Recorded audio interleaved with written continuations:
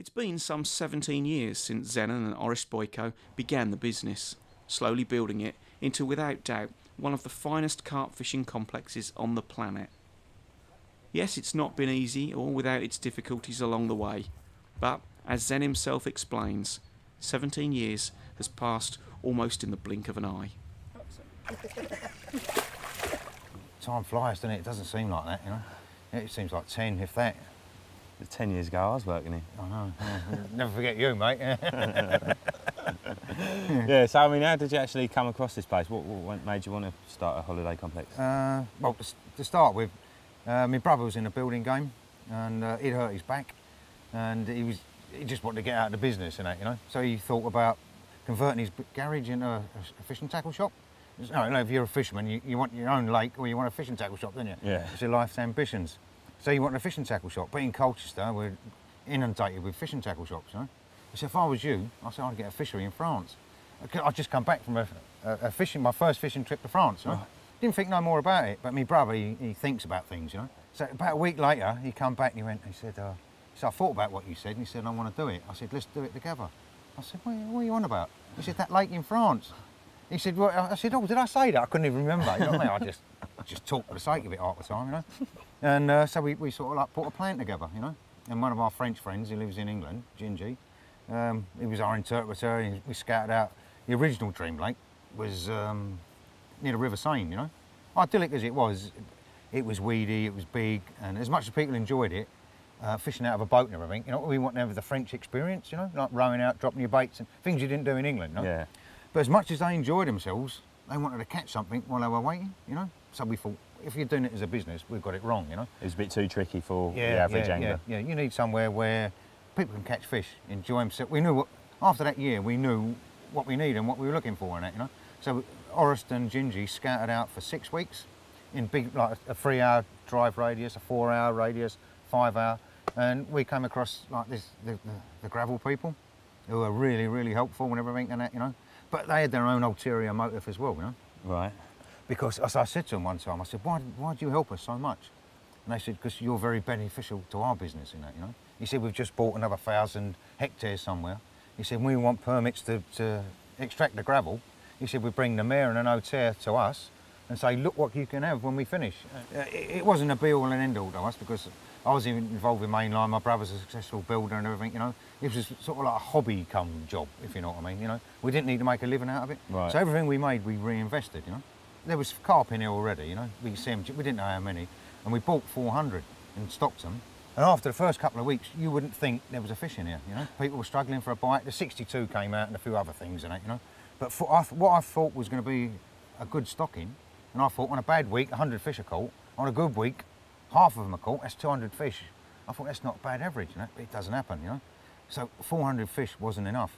So then I was scouting around Europe using all my contacts through mainline and everything, all our friends and that.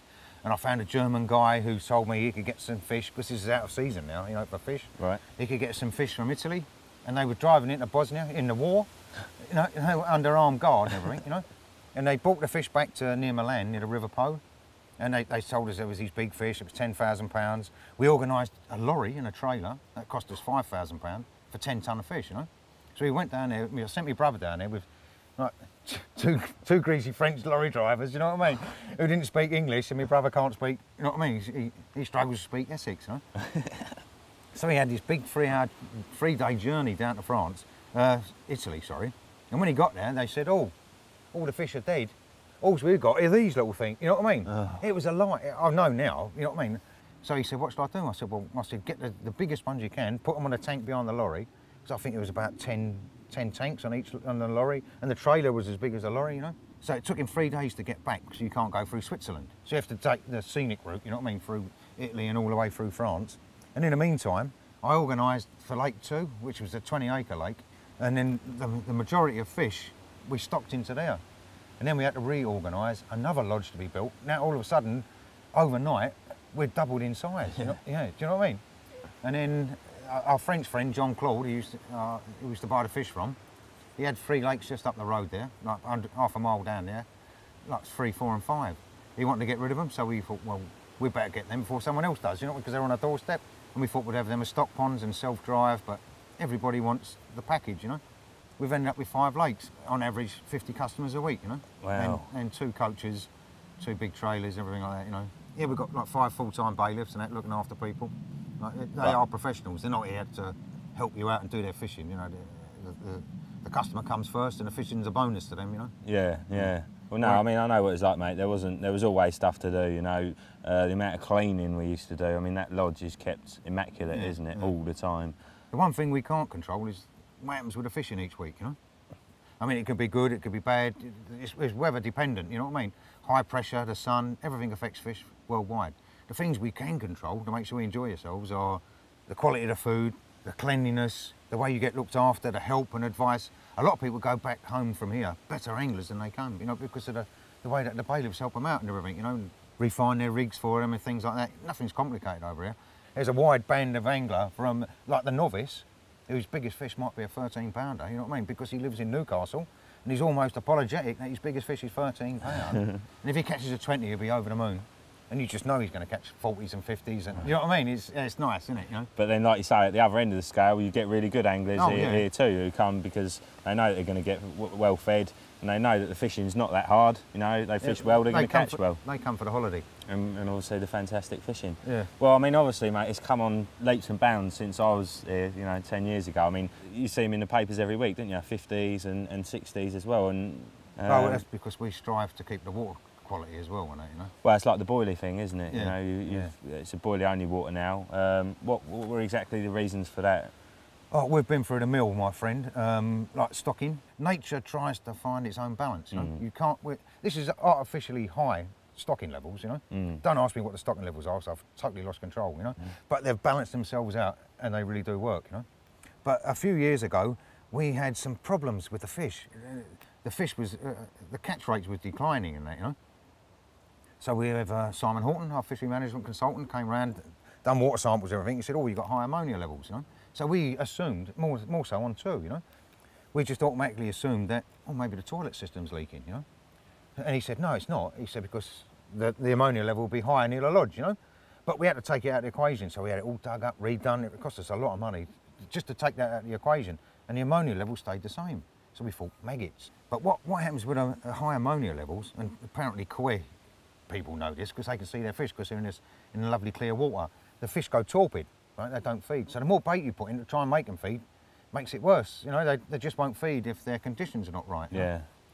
And some guys had suggested that we should ban spodding because the vast amount of pellets going in. People were just spodding for the sake of spodding, and then leaning on the lodge door saying, "I've just spent 12 hours spodding," as if that was in a feat in itself. You know? Honestly, yeah, that would just make my arm ache for an hour. You know?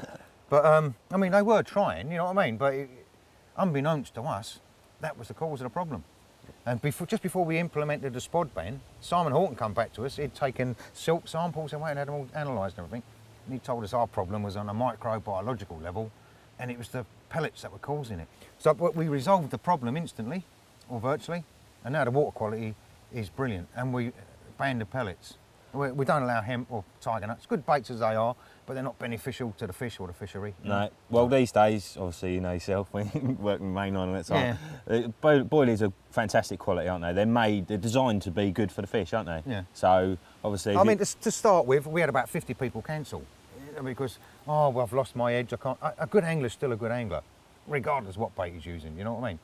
And people, they thought, I just wanted to sell mainline bait because of my involvement with mainline bait. Yeah. I don't care whose bait you use, you know what I mean? I say to people, they say, what should I use? I say, whatever you got the most confidence in. But if you're asking me, go with the flow, you know what I mean? DreamLakes specials or the cell, to be honest, you know what I mean? You know? There's some bad baits out there as well, you know what I mean? Yeah. And invariably, they're the ones you don't pay a lot of money for, you know what I mean? That's right, But if you're paying a lot of money for your holiday, it's a small thing, you know, just pay that bit extra and get a decent bait to go with it, you know? Yep, I totally make you right, mate. Well, it obviously hasn't affected the fishing at all. It's improved it a lot. There's still huge amounts of big fish getting caught, so it's only good stuff for the future, really, isn't it, mate? I hope so, mate, yeah. I mean, is this it? You're going to take any more lakes on, and what else have you got planned for the complex? No, we're happy with what we've got at the moment, you know. If it gets any bigger, it turns into a heartless machine, you lose that camaraderie. I mean, I know we have 50 people a week, but there's like 15 people on here, you wouldn't think it. 18 on there, you wouldn't think it. And we go down on 3, 4 and 5, you've got solitude. The only time we all get together is at meal times. And it's just like being back at school. I really enjoy it. I go there a half hour early, just so I can have a crack with the lads and that, you know what I mean? I really do enjoy it, you know. And as to the future, how big can you get? Well, that's it. Well, you're obviously doing it very right, mate. Obviously, we've been around the complex and there's loads of people that have been here before. One bloke's been here 12 times, so, yeah, you know, he loves the place. Yeah, like I said before, about 80% of our business is repeat, you know. And that just shows you you're doing it right, doesn't it? You know you got it right, yeah, yeah. People prefer like the coaches and things like that, you know, they really do. And that is our forte, is the complete package, you know, where people appreciate, we get like an older, responsible clientele, and we've sort of found our niche in the market, middle-aged guys, invariably, you know what I mean? They still enjoy it, they laugh and they joke and everything, but they appreciate that they've got nice food, they appreciate that the toilets are spotless and things like that, do you know what I mean, you know? They prefer the complete package and they don't mind paying for it, you know? All the hard work's taken out of it. Oh yeah, exactly. That's why they come. Yeah, they come because it's a holiday with fishing thrown in.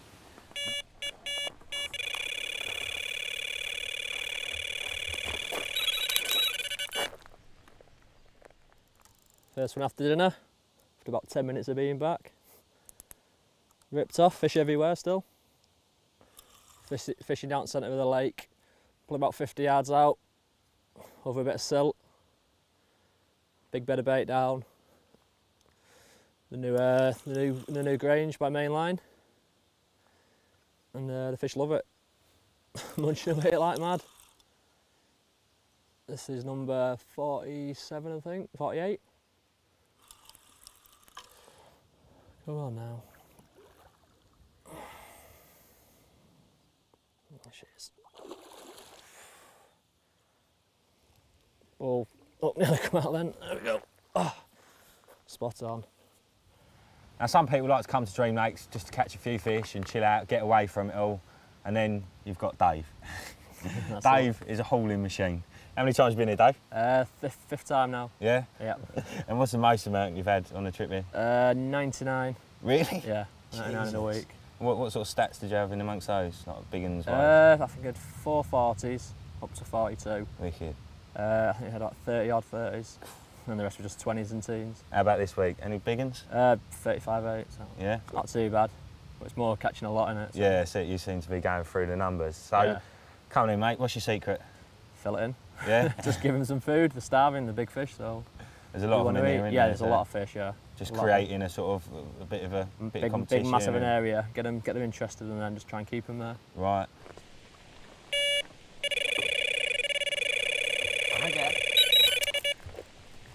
So what sort of numbers when you got here, how much bait did you actually put out? Start with, we put 20 kilos in straight away. Did you? Yeah.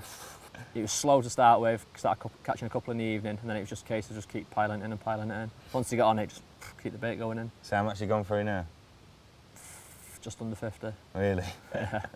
Blimey. Yeah, getting low now. Obviously works. Yeah. Okay, so obviously fishing over loads of bait. What sort of rig are you fishing on it? Basic. Safety zone leader, safety clip, and then just as basic as you like. So a bit of hybrid a wafter, no, it's supernatural. Yep. Size 8s or 6 hooks, depending, and then a little wafter and half a pop-up. So do you think that visual thing gets your bites quicker when fishing over loads of bait? Yeah, but now I'm just changing back to just boilies now because I'm finding that they're just picking up just the boilers on their own. Yeah. I do think it's worth changing it up baits. That's what I find anyway. Well, do you ever? I don't suppose you need to. I was going to say, do you ever try washed out baits? But you catch so many, you don't need to, do you? They don't stay in the water long enough to get washed out. Excellent. So other than the fishing, what else keeps you coming back here? Yeah, the food, bailiffs, just everything. It's full package. Perfect place to come. Big fish, lots of them. Perfect. So you'll be coming back again? Definitely, if Mrs. will let me, yeah. Yeah. Spot on. All right, mate, well, obviously you've still got a good few days, so we'll leave you hauling and no doubt we'll see you with a few more fish yet. Hopefully to get a big one. Yeah. Top man, be lucky. Yeah. Cool, thank you. Wherever you go around the complex, you're never far from a fish being caught. Dream Lakes prides itself on its bailiffs, all of whom are accomplished anglers, more than willing to help you in absolutely any aspect of the sport. At the end of the day, if you're happy in catching carp, then so are they, and they'll spend as much time as you want helping you. They want to see you on the bank, holding a Dream Lakes carp. It's a little bit cooler today, there's a bit more cloud cover and a bit more movement in the air, so it's a lot more comfortable and a lot more carpy looking. So fingers crossed, something's going to happen. Going to have a little chat with Rail in a minute, see what rigs he's using, and he's been in the world of carp fishing since he's, well, as Zen would say, knee-high to a grasshopper. So I'm sure he's got a few interesting things to say. Right, mate, before we have a look at your rigs, obviously I think it's fair to say you had quite a privileged upbringing as far as carp fishing is concerned. Yeah. Can you tell us a little bit about that? How did it all start? Well, it all started when my dad, I was only a baby or something, you know, just being thought of. My dad used to fish all the time, and then he sort of got out of it and sort of dropped out, sold all his gear and all that. And then I suppose I was about 5 or 6, and he used to take me around Lower Pits where he used to fish. And I sort of wanted to go again, you know, so he's borrowed tackle and just took me over a little lake like Chigborough and all that. Yeah. Over there, that's where I first sort of caught my first carp, I suppose. And then I heard of someone catching a double, and I thought, what's a double? Well, I want to catch a double. So then he's took me to another lake where I've caught a couple of doubles. And then he's got back into it, bought all the gear again, and we've ended up over Harefield, like, you know, like one of the hardest lakes at the time. With all the sort of biggest names in carp fishing at the time, I suppose, wasn't it? Who do you have, like, what, Rob Malin? Yeah, Rob Malin, Phil Harper, all the famous 5. You know, all of them, like, and such characters, you know, that's what I was brought up with and who I was brought up with, you know. Weren't there, what was it, the famous 5? Didn't they have a little... Oh, yeah, because I used to catch more fish than sort of him. I couldn't cast, so he had to cast, so he had to get that one in. There was a lot of quiet joke, it used to be called the famous 6 and a bit. I was the 6, he was the bit. Brilliant. So what other lakes do you fish in? I know you fished Snake Pit, didn't you, back in the day? Everyone's come over there, you know, again, Nashi, Rob Malin, all the faces were over there trying to catch this common. Actually, yeah, wasn't there a story about you nearly breaking Nashi's fingers or something? Yeah, he just brought these bed chairs out and like we were setting one up. I was only young, and he put the elastic through with a big knot and a big metal like end on it, pulled it really tight, said now hold that while he's like trying to get it back through. Of course, me being young, I just thought and let it go and welted him on the fingers. He weren't happy, but what can he say, you know? Brilliant. And what about Fridays at school? Yeah, when I was at school, I used to always go fishing on a Thursday after school, like the old teacher do the register and say, right, see you all Friday morning, Rail, have a nice weekend, you know, and I used to be gone. Just madness. But. Excellent. Well, like I say, I know you're sort of a bit modest in that, but for anyone who doesn't know Rail, pretty much every lake he goes to, you know, you catch loads, don't you, mate? Very impressive angler. Anyway, right, enough of bigging you up. Let's have a little look at your rigs. Where I'm spraying bait about out on one of the spots, you know, just spraying it everywhere. So I've got quite a longer hook length than what I would use normally, you know. Soft braid? Yep, it's that Supernatural. Yeah. Yeah. So I have like a 18mm boilie. I've cut, as you can, I don't know if you can see. No, I've cut a section off the top. Yeah. And half a high fish. Sort of capped it with, what was that, a milky toffee? Yeah. So does that sort of just sit it up right? Yeah, it just sits it like that. Takes the weight of the hook off? Yeah, that's why I'm fishing it like KD style, this one. You know, obviously, you know, I mean, everyone must know how to tie the old KD style now. It's been around for ages. Yeah. You know, so yeah, a couple of their little sinkers and that, and that's been doing the business at the moment. The white as well. You know, I've been changing it from white, yellow, pink, but the white seems to be doing the one at the minute. And the one I'm spodding over on another 2 rods, I'm using like that. Exactly the same, really KD, but it's half a dumbbell. Yeah, and the soft coated braid, which I don't think you can get hold of anymore. Oh, the hybrid soft. Yeah, I really like it. I don't know why they've stopped doing it, but that's exactly the same, but it's just a dumbbell cut in half.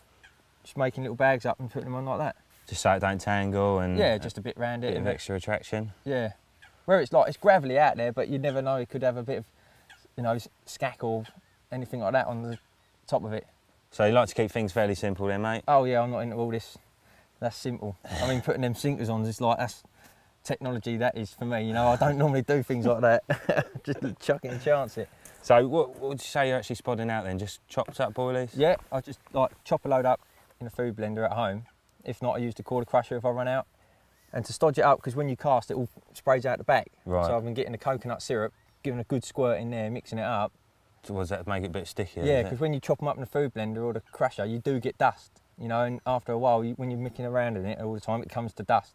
So that, with that in it, you can poke it down and it sticks in the back, you know. So right.